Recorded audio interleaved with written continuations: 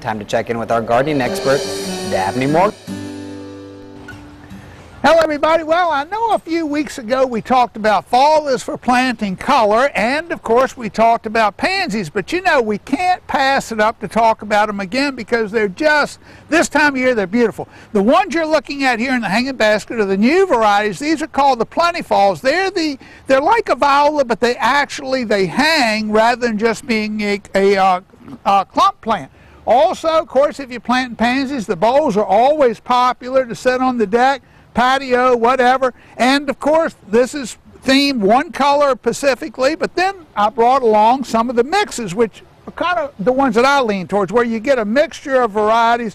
These happen to be the Raspberry Sunday mix, and of course then you have the Beaconsdale mix, and there's the Fire mix. And why we call it mix, as you can see, they're different colors in the same pot.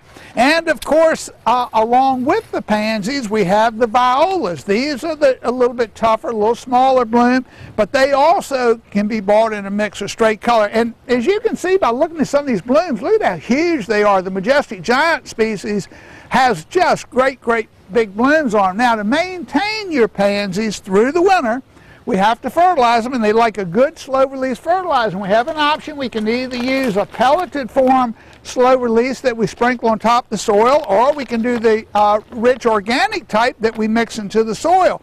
Once we plant pansies, of course, rabbits love them, so we have to take care of keeping the rabbits off. We can either use something like dried blood, or we can actually buy liquids ready to use deer and rabbit repellents. And why I bring along about the deer, we also have a granular deer scent, because again, the deer will eat the pansies as well too if they're a problem. But whatever, as long as you get them planted, keep the critters off of them, they bloom all winter long. During the dead of winter, they'll just have foliage, but as soon as we get 1 or 2 warm days like we're having right now, here they go again, full of blooms as well. As far as deadheading, that's up to you. I don't deadhead mine because I really don't notice the dead blooms, but if you wish to do so, just pinch those off and that'll make them bloom a little bit sooner. Hope everybody has a great weekend. Monday we're going to talk about fall is for planting, and we're talking about trees then, so be sure and tune in at noon Monday.